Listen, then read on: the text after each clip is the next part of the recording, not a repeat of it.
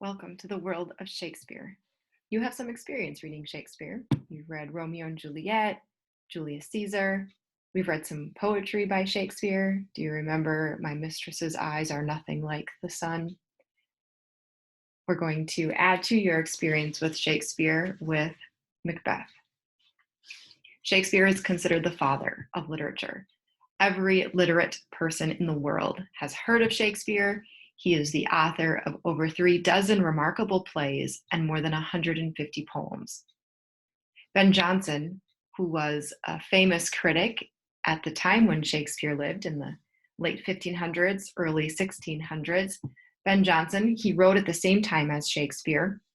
Shakespeare even acted in some of Ben Jonson's plays.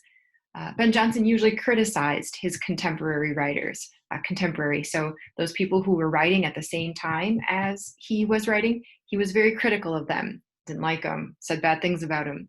However, he wrote in praise about Shakespeare, predicting that Shakespeare would be, and I quote, "not of an age, but for all time." Jonson's judgment is now commonly accepted. His prophecy has come true. The extraordinary thing about Shakespeare's plays is not their immense variety.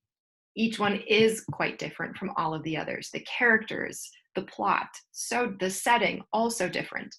That's not what is most extraordinary about Shakespeare's plays, though.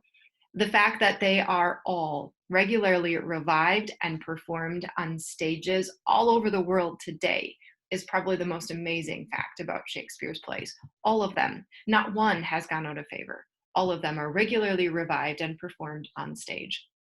Shakespeare was quite wealthy and extremely famous when he lived in the late 1500s, early 1600s in England. He must have given his audience exactly what they wanted again and again because they kept coming back to his plays. And so he was a very famous, very wealthy man. Shakespeare's characters represent the vast range of human behavior and attitudes.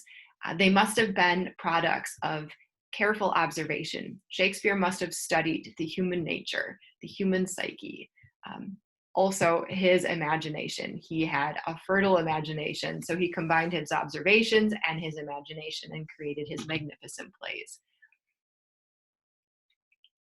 A critic named Desmond McCarthy once said that the more one examines Shakespeare's characters, the more you see only yourself.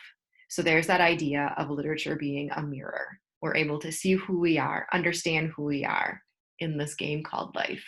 In every generation, people have felt that the plays contain so much wisdom, so much knowledge of human nature, so much remarkable poetry that they need to be pondered in private as well as enjoyed publicly on the stage. So Shakespeare's plays are read as well as viewed. His works never go out of print. There's only one other book that can make this claim, one other piece of literature that has never gone out of print, and it's the Bible. The Bible and Shakespeare's plays, the only two that have never gone out of print. Shakespeare was and is mighty and magnificent. He wrote to please the audience. His works reveal us, humanity, all our beauty and ugliness, all our graces and vices. This is why his works have never gone out of print. Can you imagine being that famous, that legendary? Shakespeare's words, though, can present some problems, some struggles, some confusion, especially for us modern readers. So I want to help take you through some of Shakespeare's language and some ideas that will help you better understand Shakespeare's language. We're going to need our book here, and we're going to go to Roman numeral page 17. So you're looking for the XVII. Pause the video right now if you need to go grab your book. Turn to page XVII, 17. I'm going to read a little bit to you from the first and second page, and then I'm going to skip around a little bit. So here we go. Reading Shakespeare's language. For many people today, reading Shakespeare's language can be a problem, but it is a problem that can be solved. Those who have studied Latin or even French or German or Spanish, and those who are used to reading poetry will have little difficulty understanding the language of poetic drama. Others, however, need to develop the skills of untangling unusual sentence structures and of recognizing and understanding poetic compressions, omissions, and wordplay. And even though skilled in reading unusual sentence structures may have occasional trouble with Shakespeare's words, more than 400 years of static, caused by changes in language and in life, intervene between his speaking and our hearing. Most of his vocabulary is still in use, but a few of his words are no longer used, and many of his words now have meanings quite different from those they had in the 16th and 17th centuries. In the theater, most of these difficulties are solved for us by actors who study the language and articulate it for us so that the essential meaning is heard. Or, when combined with stage action, it's at least felt. When we're reading on our own, though, we must do what each actor does, go over the lines, often with the dictionary close at hand, until the puzzles are solved and the lines yield up their poetry, and the characters speak in words and phrases that are, suddenly, rewarding and wonderfully memorable. Shakespeare's words. As you begin to read the opening scenes of a Shakespeare play, you may notice occasional unfamiliar words. Some are unfamiliar simply because we no longer use them. In the opening scenes of Macbeth, for example, you'll find the words, "Aroint thee," which means get out of here, be gone. "Aroint thee," isn't that good? You should use that phrase sometime today. "Aroint thee," get out of here. I like that one. Coin means corner. Anon means immediately. Alarum is a call to arms. Sewer is a butler, and hautboy is a loud musical instrument. And so there are some words that we no longer use. Our book, next to the words of the play, offers us definitions for those words that we don't know. So if you run into a word you don't know, look on this side of the page and see if you can find the definition. Let's skip down to the next paragraph. In Macbeth, as in all of Shakespeare's writing, more problematic are the words that are still in use, but that now have different meanings. In the second scene of Macbeth, we find the words composition, which means terms of peace. We might think of a composition as an essay. Back then, it meant terms of peace. Present, meaning immediate. In the third scene, choppy is used, where we would use chapped or wrinkled. Addition, where we would use title. Those definitions are also going to be on the notes side. So just on one side of the page is the actual play. On the other side are all of our notes and definitions. Use that side of the page. Let's skip down to the next paragraph. Some words are strange, not because of the static introduced by changes in language over the past centuries, but because these are words that Shakespeare is using to build a dramatic world that has its own space, time, and history. Macbeth, for example, builds in its opening scene a location and a past history by references to the Western Isles, to Thanes, Sinnel, Glamis, Cawdor, to Kerns and Gallowglasses, and to the Weird Sisters, to the Norwegian ranks, to Inverness and St. Colm's Inch. These local references, so these are places, these are people that actually existed in Scotland and in England in 1603 when Shakespeare wrote this play. So that it's actual local references, kind of like we might talk about the Cornerstone Coffee Shop in Albany, local references.